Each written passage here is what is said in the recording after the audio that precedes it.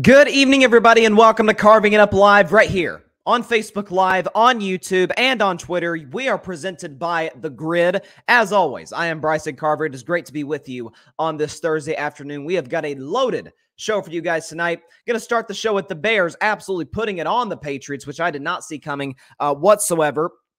Also going to discuss, it's like a Thursday tradition on the show. More sound bites and more poor leadership from Aaron Rodgers towards not only his young receivers, but really his head coach, everybody. Going to talk about that. Going to talk about Nathaniel Hackett's job reportedly being on the line on Sunday. Okay, 8 games into his career. I think it's absolutely the right move by the Broncos. I'll discuss that. At least right move if they fire him, of course. I'll discuss that. Also, the Warriors, my Golden State Warriors, have a major defense problem through the first 4 games of the season. I'll discuss that. And at the end of the show, we got an interesting Thursday night matchup, a very spicy Thursday night matchup.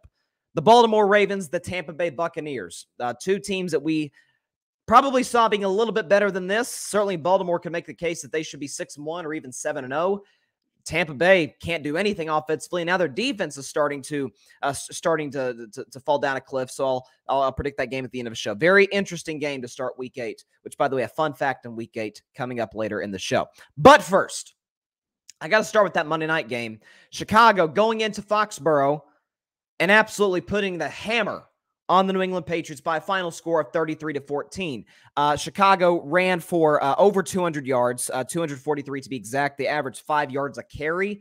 So essentially what this was by the Chicago Bears is we know what our strength is. We know where New England has struggled at times. Let's attack that. And oftentimes coaches sort of get, sort of get in their heads a little bit. I think too much about, well, maybe we should try this. No. You got a young quarterback who's been struggling. You got an offense who's been struggling badly. You've got a defense that's been put in bad positions because of the offense, whether it be turnovers, whether it be not being able to move the football, winning the field position battle, all kinds of things going on. I have to tip the cap to Matt Eberflus. Okay, because what he did essentially is what we've praised Bill Belichick for doing for the better part of 2 decades, certainly, obviously, when he had the greatest quarterback of all time, Tom Brady. But what was sort of the thing with Belichick? The thing we knew best about him as a defensive coach. He always made you go to plan B. Whatever plan A was, whether it was to get the ball to your best skill position player, whether it was to run the football, whether it was to get your quarterback out in space, whatever it was, he's going to make you go to plan B. And if you can execute plan B well, he's going to make you go to plan C. If you could do that, if you can execute plan C well, you probably win the game. Like that was sort of the reputation of Bill Belichick, certainly since he's been in New England for the better part of 2 decades. But when you look at this, I mean, like time of possession, for example, time of possession. Okay, Chicago dominated New England, 37-22. And I'll get into the Patriots quarterback controversy in just a second because there's a lot of discussion surrounding that. But with the Bears, what I'm looking at is, okay, Justin Fields, at this point, we don't know what he is in terms of what he's capable of being as a franchise quarterback, but we certainly know what he isn't. He's not a refined pocket passer. It's okay. Plenty of guys have come into the league, not refined pocket passers. Lamar Jackson. Okay, plenty of guys have come into the NFL, and they're not perfect from the pocket, stepping in and making accurate throws down the field. But we know Justin Fields is a remarkable runner of the football, and we know that he's great getting the ball to his receivers out in space. That's exactly what Chicago did. And New England, for whatever reason, was never able to take them out of it. Now, in the defense of New England's defense, part of that is because the Patriots quarterbacks we're talking about the quarterback controversy between Mac Jones and Bailey Zappi. They're having like a competition in terms of who can have the most turnovers. Now, it was Bailey Zappi because he played significantly longer than Mac Jones, but it was an interception party. Okay, Roquan Smith got that one at the end. Roquan Smith, terrific linebacker out of Georgia. Really the staple of that Chicago Bears defense. Okay, Eddie Jackson, the other players they got in that secondary. Chicago's defense thus far has been pretty good this season. Okay, they have held their end of the bargain. The problem is their offense through the majority of this season has been awful. And so the question for Chicago moving forward is, and that's why this Sunday's game against the Dallas Cowboys is very interesting. Dallas is 20th against the run.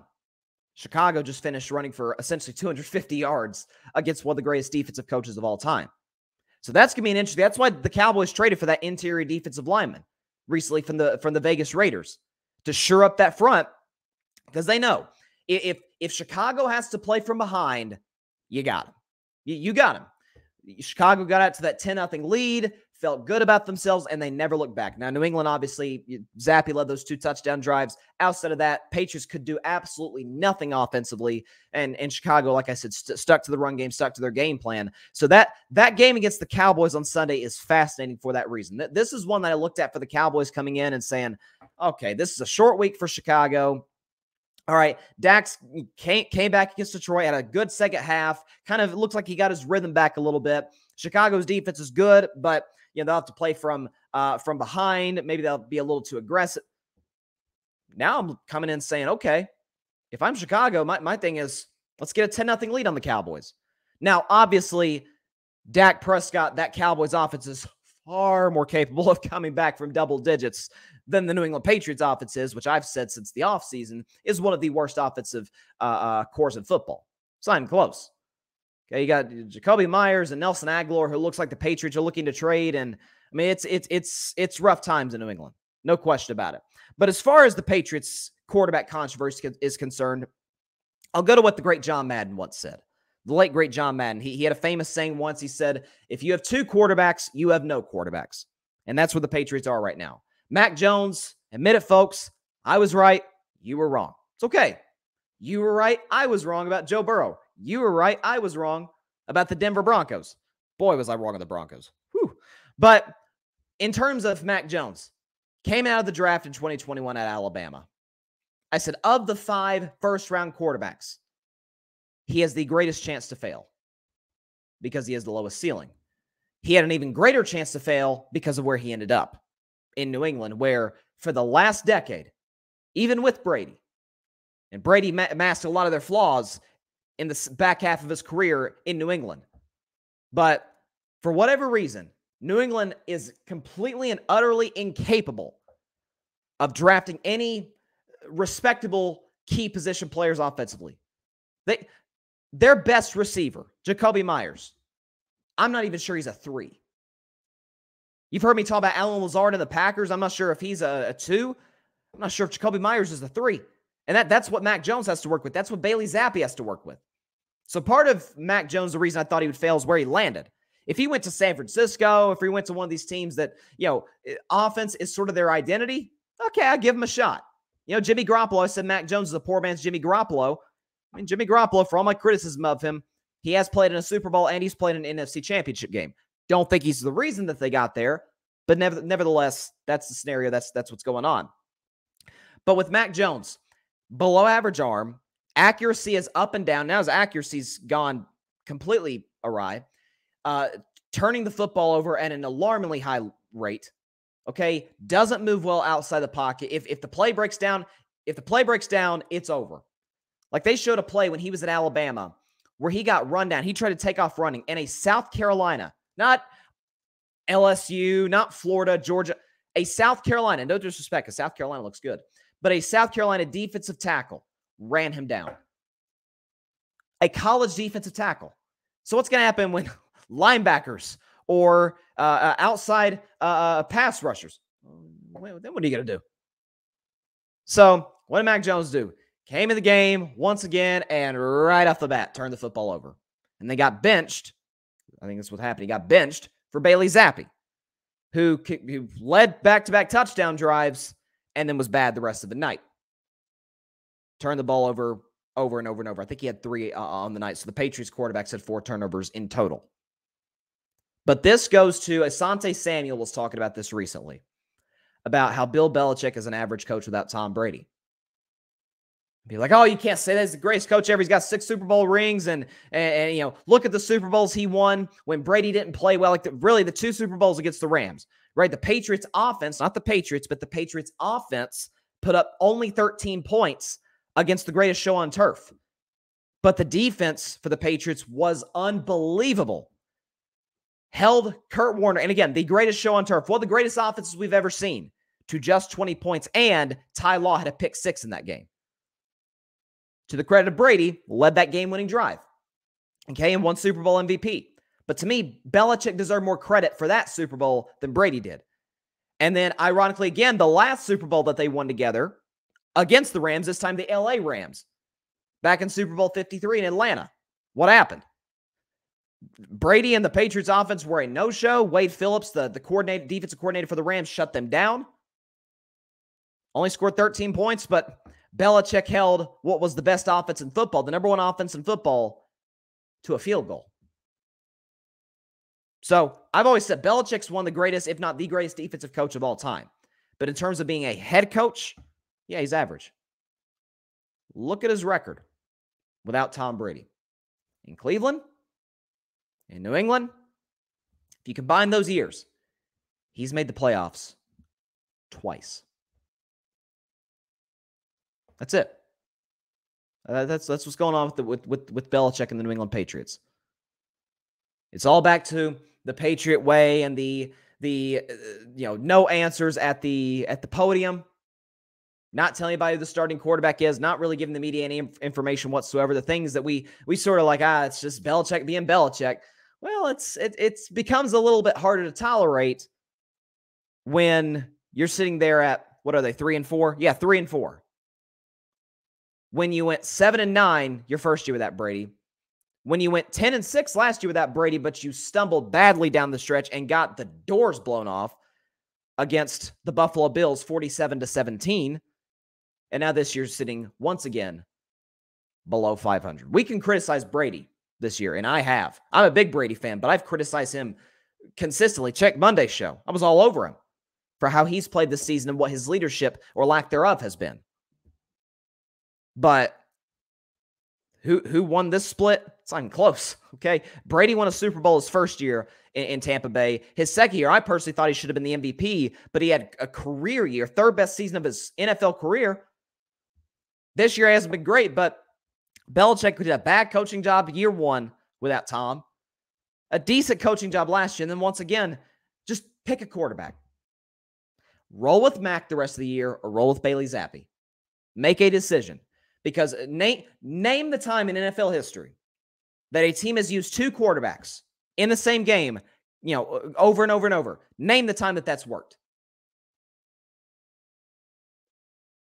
Even the great Tom Landry, Hall of Fame Dallas Cowboys coach, he tried that once. It was miserable. Didn't work at all. Never works. Offense has to build a certain amount of rhythm and camaraderie with the starting quarterback. You ask me, I would choose Zappi because I know what Mac Jones is. And I know what I've seen on tape from Bailey Zappi. He's comfortable. I think he's got a better arm than Mac Jones is. He's more accurate than Mac Jones is. I go with Zappi. But if you want to go with Mac Jones, which, by the way, reports yesterday said that Mac Jones took 90% of the first team snaps. If you choose Mac Jones, cool. Stick with him the rest of the year. And if he's awful, bench him in favor of Zappi, and then roll with Zappi the rest of the year. Don't make another decision. Because if you go back and forth, if you don't make a clear-cut decision, that's going to split the locker room. Because you saw a lot of Patriots guys in the locker room were like pro-Mac. Jacoby Myers was talking about, man, I thought it was messed up that they benched Mac.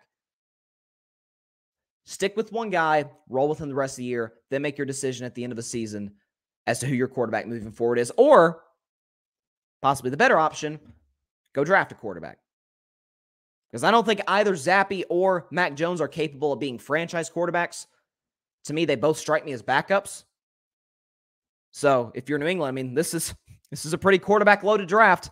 Stroud, Young, Hooker, Levis. That's a lot of good young quarterbacks coming out of this draft.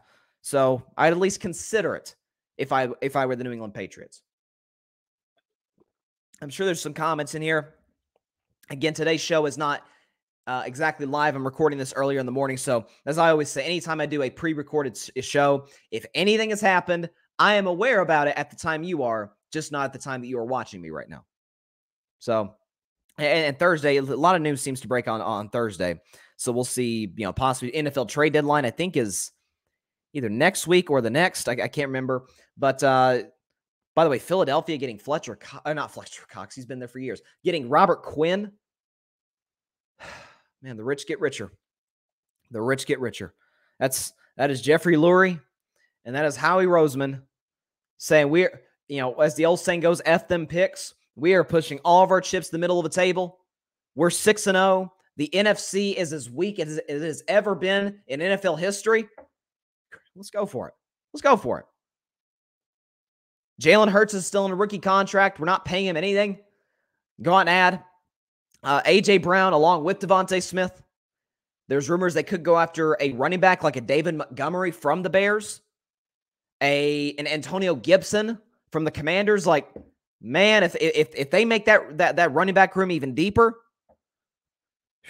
you could see a lot of games from the Eagles that you've seen through the first 6, as well as what you saw from the Bears last night against New England. So, like I said, man, the rich just get richer. It's painful.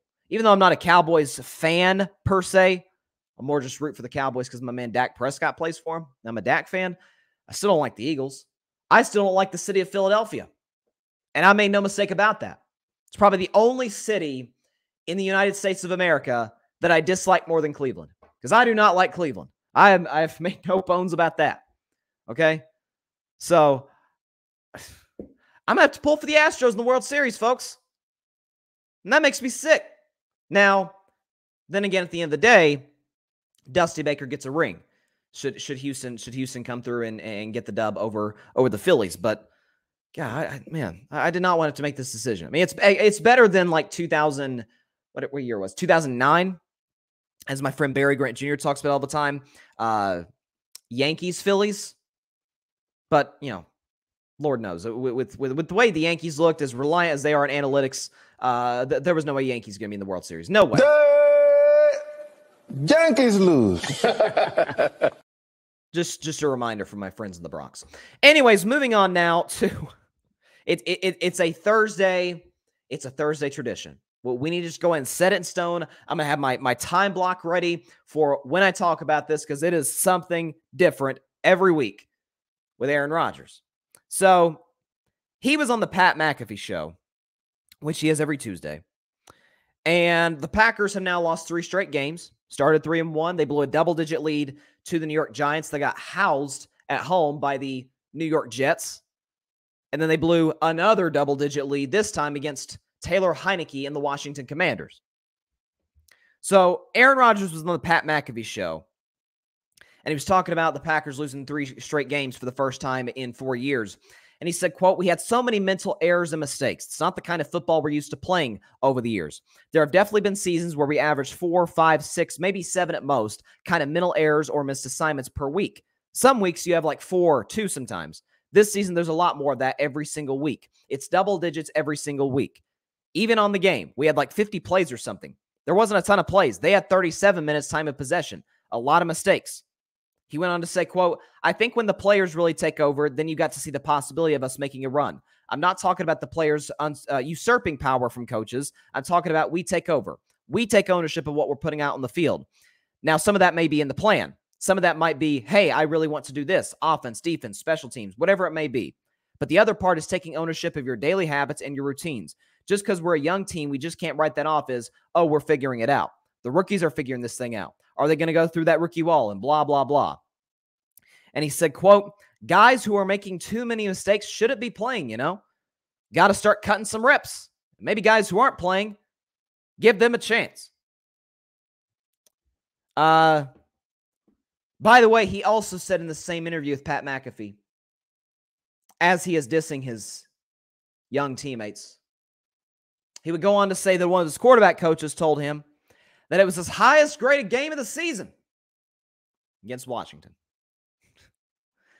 Listen, it's not a surprise, obviously, at this point. I have been as critical as anybody of Aaron Rodgers' leadership, more specifically, lack thereof. But I'm telling you, it never ceases to amaze me. So I'm telling you, when we talk about the all-time great quarterbacks, which obviously Aaron Rodgers is, there's no question about it. 4 MVPs, the passer rating, the yards, the touchdown. He's the greatest quarterback in the history of a franchise that has had some great ones. Aaron Rodgers is without question a top 10 quarterback of all time. Nobody's disputing that. But what has always separated him from the pantheon, the Mount Rushmore of Hall of Fame quarterbacks has never been talent. It's never obviously been the MVPs. I'm not so sure it's even the Super Bowls. Dan Marino doesn't have a Super Bowl. Aaron Rodgers does. It's this. It's the leadership. It is his inability to galvanize that locker room. It is his inability to know what to say, when to say it. And he had a media availability yesterday. So the Pat McAfee show interview, that's on Tuesday. He goes on Pat McAfee show every Tuesday. Yesterday, he was available to the Green Bay media. And he was talking about, he doubled down on his comments. He said, quote, "People in this society have a hard time hearing the truth sometimes." And he was asked whether it counts as good leadership to take his concerns public when he could have done it privately. Rodgers said, quote, "I did do it privately. I'm not saying anything publicly that I'm not saying to those guys." So maybe that's about talking about a conversation that's behind closed doors in public, but the level of accountability is the standard here. Again, I don't think it should be a problem to any of those guys to hear criticism. We all hear criticism in our own ways, and we've got to all be okay with it, take it in, and process it. And if it doesn't fit, then it doesn't fit. But if it fits, we've got to wear it and improve on those certain things. I'm not going to be a robot up here. I understand why people have a problem with things that are truthful. You know, I'm calling things the way I see it. If people don't think I need to air that stuff out, that's their opinion. But I'm doing what I think is the best interest of our guys, and I've tried in a lot of different things from a leadership standpoint this year. And I was relating my personal feelings on the situation. I didn't call anybody out by name. Okay, Aaron, you don't have to. We know exactly who you're talking about. You're talking about your young receivers most specifically. Your Christian Watsons, your Romeo Doubs, some of the young guys defensively. That's exactly what you're talking about. Most specifically, though, on offense. I'll tell you, it never ceases to amaze me the lack of self-awareness this guy has. Could he just, I'm gonna say something crazy here. Could he maybe once, because the Green Bay Packers are playing the Buffalo Bills on Sunday. They are going to get rolled. It's the first time in Aaron Rodgers' career, which as a starter spans now 15 years, I believe. First time in his career that he's a double-digit underdog. And he should be. The Packers should be. I've said before the season they're a 9-8 football team. They're not going to make the playoffs. You're seeing that materialize right now. But Green Bay loses to Buffalo badly, which we all think they will. Let's say it's, 38-17 or something. Packers don't break 20. How about for a change, Aaron Rodgers goes in front of the media after that game, says, "You know what, guys? I got to play better." Because when a team loses 3 straight, looks like going on 4 straight games. When they lose 3-4 straight games, doesn't the quarterback bear at least just a little bit of responsibility? Just a little bit. Nothing crazy. We've seen great quarterbacks on bad teams before. Aaron Rodgers is putting up stats that are the lowest of his career in terms of QBR, passing yards, passing touchdowns, yards per game. They're all career lows. I have been on the record numerous times, defending Aaron, by the way, saying that you have a Hall of Fame quarterback, and this is all you're going to give him in terms of receivers? Okay, Sammy Watkins, who can't stay healthy, Randall Cobb, who can't stay healthy, Alan Lazard, 2 kids, Christian Watson, Romeo Doubs. This isn't going to work.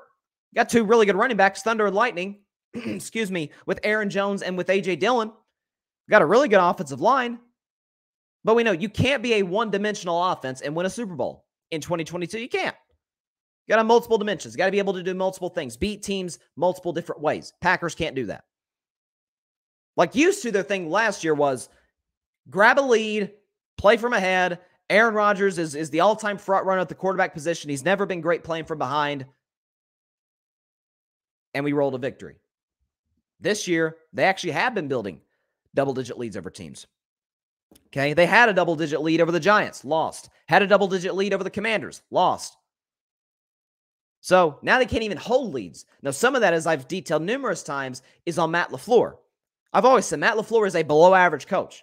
In terms of in-game adjustments, he's awful. There's a reason the Packers are a bottom 3 team in the NFL in points scored in the second half. That points to coaching. but also points to the quarterback. Let's not act like Aaron Rodgers isn't without blame. Okay, because he isn't. When you talk about in a situation now where the Packers are sitting there at 3-4, some of these guys may not be feeling too great about themselves. The morale of the team isn't great. That is the moment when leadership has to step up. Now, we know Matt LaFleur is not a natural-born leader. Not all coaches are rah-rah guys. That's fine. I've been as critical as anybody of Jimmy Garoppolo. I've never questioned his leadership skills. His teammates love him. You saw when Trey Lance went down, and knock on wood for Trey Lance. Hopefully he continues to recover from that terrible ankle injury. But it's like when Jimmy Garoppolo came to the game, it's like the 49ers players were like levitating. It was incredible. Like the whole morale of the team changed. Because Jimmy G, for all his limitations, is the heart and soul of that 49ers team. Since when, in Aaron Rodgers' 15-year career as a starting quarterback in the NFL, have we sat back and like, you know what? He really galvanized the locker room right there. That was an all-time leadership performance on the part of Aaron Rodgers. We've seen it from Brady. We've seen it from Mahomes. We've seen it from Allen. We've seen it from Burrow. We've seen it from heck, even in the past, a guy who looks awful right now. We're going to talk about him a little later. Russell Wilson. We've seen the occasional performance from him back when he was in Seattle. Derek Carr. Lord, we saw like 15 of those performances last year. We've seen it from Dak. Okay, we've seen it from Lamar. We've seen it from Jalen Hurts. I have yet to see it from Aaron Rodgers. That going through adversity, hanging in there, and willing your team to victory, again, not taking the credit. I think there's a famous thing I heard, I think it was Colin Cowherd talking about it, that Eli Manning would appear to the press after losses, and then when the Giants would win, he wouldn't appear in front of the press. That is leadership personified. Okay? I'm going to take the bullets when we lose, but you're going to give my teammates credit when we win. Who would not want to play for that guy? So it's remarkable just seeing how it continues to just over and over and over materialize itself in the fact where the Packers are in dire need of leadership, a guy to really galvanize them. And once again, Aaron Rodgers steps to the plate and does literally the exact opposite. Taking shots at everybody without taking an ounce of accountability for himself. That's who he's always been. That's why I've criticized guys like Jay Cutler in the past, Kyler Murray now, heck, Russell Wilson now. There's got to be a point where the quarterback's got to step in and say, guys, I'm not playing well. I mean, there's no other way around it. You can search for all the excuses. Some of them, by the way, valid. If you're talking about young receivers, not a very deep receiving unit at all, defense underperforming, coaching a Matt LaFleur. I mean, I prefer my quarterback not point out all of those flaws, but all of those are totally justified. But could you hold a double-digit lead over Washington? Not over Kansas City, not over, Philadelphia. It's Washington, guys, on their backup quarterback who cannot score points. You tell me he doesn't deserve at least just a little bit of blame? But again, why are we not surprised? Moving on now to only NBA topic of the day. My Golden State Warriors, who are sitting there at 2-2, they got a game tonight against the Miami Heat. I'm actually going to go see the Warriors on Saturday play the Charlotte Hornets. Biggest knock on wood ever in the history of this show that the Steph Curry is not injured like he was last time I wanted to go see him play last year against the Atlanta Hawks in Atlanta. Steph, of course, was injured by Marcus Smart about a week and a half before that game, and so that was that. So please, nobody in Miami hurt Steph tonight. Please, I'm begging you. I want to see my favorite player of all time on Saturday. But Golden State plays Miami tonight. They're sitting there at 2-2. And through the first 4 games this season, their defense has been simply atrocious. In terms of defensive efficiency, Golden State is in the bottom 10. Which that is the opposite of what the Warriors have been under Steve Kerr really since he's been there. Really take the 1 year out, take 2019-20 out where they won 15 games and KD was gone. They traded Iguodala. Steph was hurt. Clay was hurt. Draymond didn't play that many games. There's a bunch of kids that were tanking. Take that year out.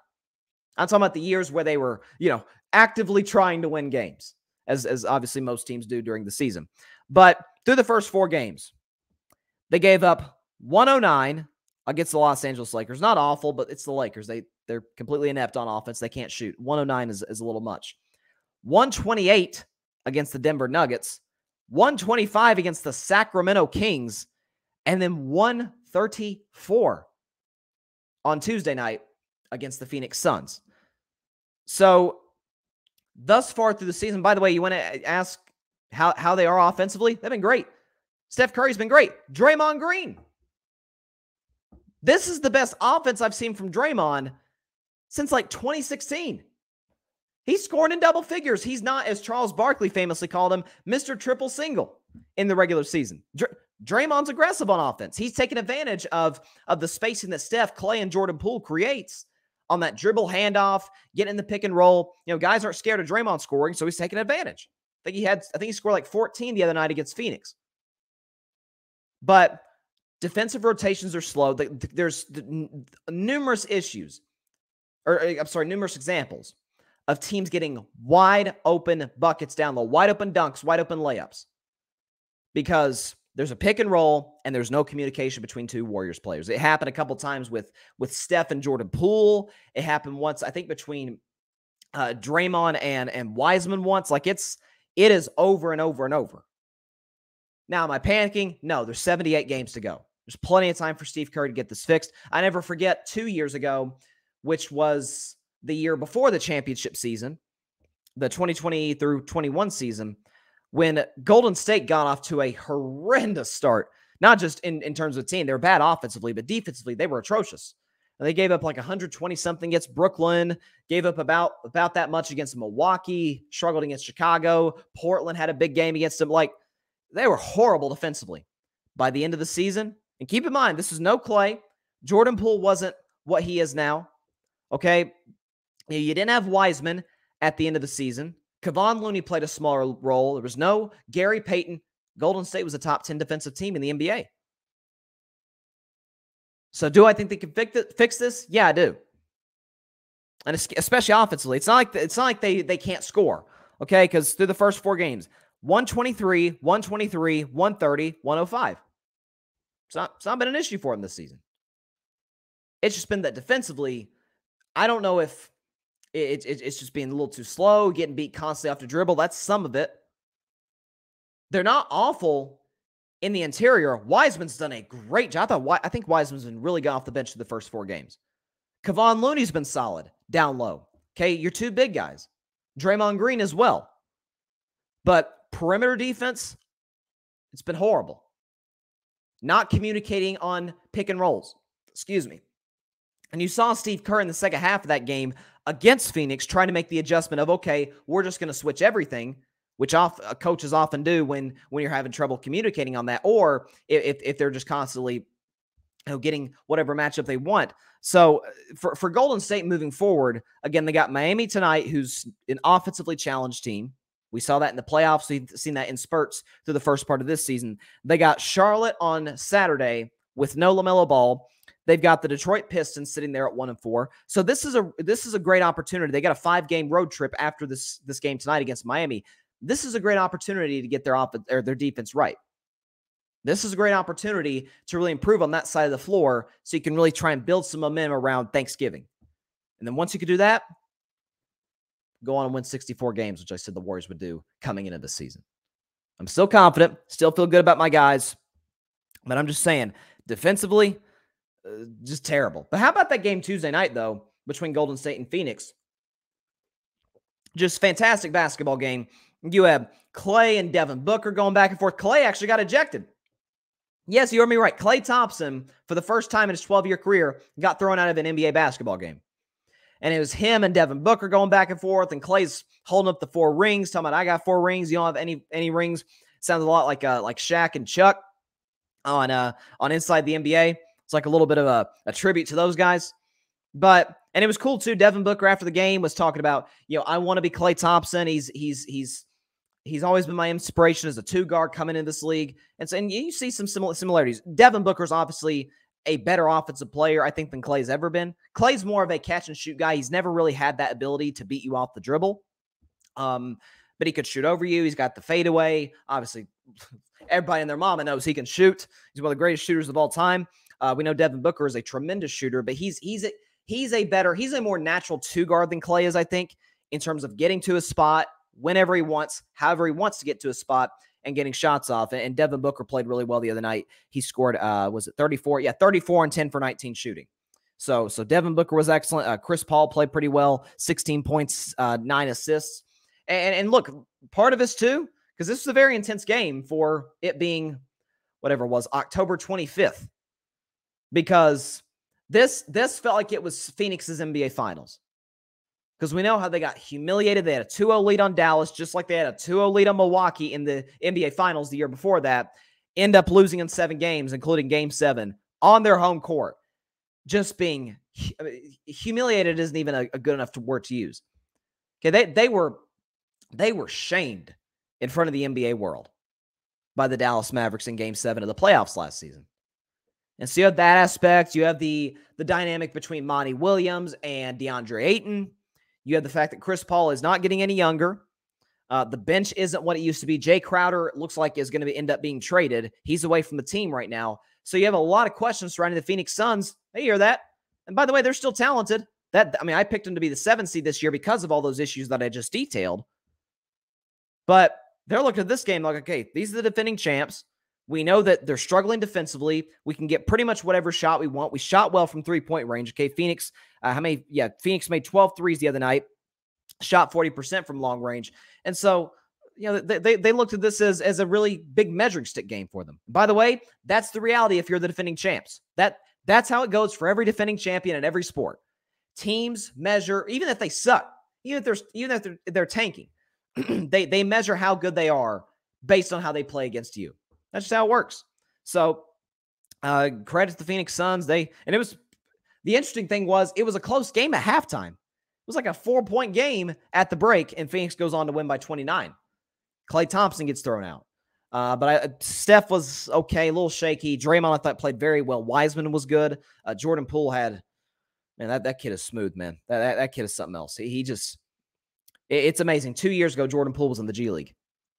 And now he's on a $140 million contract and just balling out every game. Love Jordan Poole. But as far as my Warriors are concerned, got to improve the defensive end of the floor. I want to start seeing that tonight. Again, especially considering the fact that it's an offensively challenged Miami Heat team. It's often Jimmy Butler or bust because Tyler Hero is as inconsistent as they come. Bam Adebayo is better on the defensive side of the floor than he is offensively. Golden State can maybe get him in the pick and roll a little bit, get some mismatches with him on Steph or him on Jordan Poole. So you see what they can possibly do on that side of the floor, but Golden State has got to be better defensively. But moving on to the Denver Broncos, who are in a little bit of a pickle. So a report came out from Dan Graziano, who's an excellent reporter from ESPN, that said that if the Denver Broncos lose on Sunday in London against the Jacksonville Jaguars, that they will strongly consider firing Nathaniel Hackett, the head coach. Again, this is his first year. He's only 7 games in, but Denver's sitting at 2-5. They are, by every metric you look at, the worst offense in the NFL. Again, I don't know why I keep saying this because it keeps making me look worse, but I picked them to win the Super Bowl, which, again, I don't know why I keep saying that, but I do. I hold myself accountable for really crappy picks. But what would this do for the Broncos? First of all, should they fire Nathaniel Hackett? Listen, I don't think the Jaguars game should be the sort of the thing you look at as to whether or not you should fire a head coach 8 games in. I think 7 games has told you enough that he is completely incapable of managing the clock. He is awful in late game situations. Okay, despite the fact that Denver has a top 5 defense. Okay, offensively, there is zero creativity. There's no motion. There's nothing that really keeps the defense guessing. So yeah, I've said Nathaniel Hackett needs to be gone by midseason, since like week 2 or 3. Because you can tell pretty quickly if a guy can coach. Brian Dable. Okay, if you bet the New York Giants would be 6-1, if you went to Las Vegas, you went to one of these betting websites or apps, and you bet the New York Giants would be 6-1 through 7 games, you, my friend, are a genius. Because the rest of us, nobody saw this coming. Nobody in New Jersey or New York or wherever, nobody saw this coming. But Brian Dable has done a masterful job. Okay, masking Daniel Jones' flaws. Again, a little bit doing what Matt Eberflus did with Justin Fields the other night. Playing to his strengths, not putting him in positions to make mistakes like he had for the previous 3 years of his career. Relying on Saquon Barkley, relying on really good defense. We could tell right off the bat, 2-3 games in, okay, Brian Dable can coach. Likewise, we can, or conversely, you can see that Nathaniel Hackett is not an NFL head coach. He's not. I'm not 1,000% sure he's even a coordinator. Because in Green Bay, Matt LaFleur called the plays. Not Nathaniel Hackett. Now Nathaniel Hackett is calling plays, and you're saying that's working out. Now, here's the only downside of that. I'm good with them firing Nathaniel Hackett, win or lose against Jacksonville on Sunday. But the only downside is this. Then what happens with Russell Wilson? Because we're looking at Seattle. And Geno Smith, to me, is the runaway favorite for comeback player of the year. Has played out of his mind. Pete Carroll's done a phenomenal job. By the way, that Seattle defense that was so bad the first part of the season, it's been great lately. It's been great. Which Pete Carroll is the defensive coach. You would expect that to be the case, but they've had some injuries on that side of the ball. They're not terribly deep at some of those key positions, especially in the secondary. Pete Carroll's made it work. Offensively, the Seahawks can run the ball well. They're great in the passing game. And here's Russell Wilson in Denver. Now, some of this is Nathaniel Hackett. But now you got the reports of him doing high knees and stretching for 4 hours on the plane. And you see all these meme accounts making all these jokes about Russell Wilson doing like the Dak dance with the hips and saying, let's ride as Broncos team. I was like, bro, go to bed. Like, I want to get some sleep before we get to London, and my schedule's all jacked up by the time change. Like, just shut up. But he's talking about he's got the Wolverine blood, and like, dude, just cut it out. But what it means for Russell Wilson is, okay, the big problem is out the building. Nathaniel Hackett. Now what you going to do? Because if Russell Wilson plays poorly the second half of the season, because Broncos not make the playoffs. In a loaded AFC, you think that Denver team that we've seen through 7 games go make the playoffs? They're not. So if Russell plays poorly the last part of the season, that makes the Denver job very unattractive. Because now you look at the Broncos, you say, okay, well, I've got the defense. Their defense is outstanding. We're good there. But offensively, I've got a quarterback who's locked up for 5-6 years, who in the total of his contract is going to be paid $250 million, who looks like a below average quarterback on a good day. Why would I take that job? Maybe I could be a Brian Dable type guy and mask Russell Wilson's flaws like Brian Dable is masking Daniel Jones' flaws, or like Robert Saleh is masking Zach Wilson's flaws. But I don't know. I'm just looking at this. Like I said a few weeks ago about the Broncos, they feel absolutely trapped with Russell Wilson. With the contract, with obviously, they don't feel trapped with Hackett because they can go ahead and fire him. You can fire a coach easily. Okay, remember what the San Francisco 49ers did? They had a different coach every year from 2014 to 2017 until they got it right.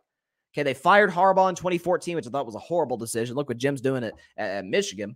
Okay, they had Jim Tomsula in 2015, disaster. They fired him after 1 year. Chip Kelly in 2016, disaster. They fired him. Kyle Shanahan in 2017, they haven't looked back. Been to a Super Bowl, been to an NFC Championship game. Kyle Shanahan's a brilliant coach. So you can move off a coach easily in this league, which it looks like the Broncos are going to do. It's a credit to them that they're not holding like so many people have done in the past, Jerry Jones, and holding tight to their head coaches and saying, this is the guy we just got to give him time. Bro, you could tell when somebody's not good and when somebody is good. In any industry, by the way. You see on America's Got Talent or American Idol, when someone comes on and they're, the only reason they're on there is because mommy told them that they were good, and they absolutely fail miserably, and Simon Cowell rips them into shreds.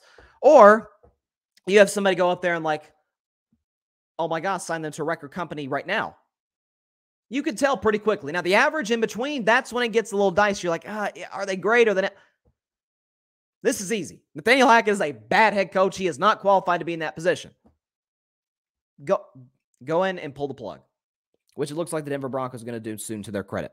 All right, we've got a big Thursday night football game tonight. Thursday night football between the Baltimore Ravens and the Tampa Bay Buccaneers. So let's get right into the prediction.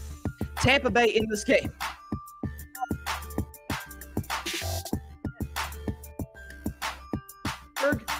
And then scoring 3 points against the Carolina Panthers. They're 2-point favorites in this game, which makes no sense to me. Maybe it's the Tom Brady effect. Maybe it's that they're at home. Maybe it's a lot of people in Vegas are like, you know what?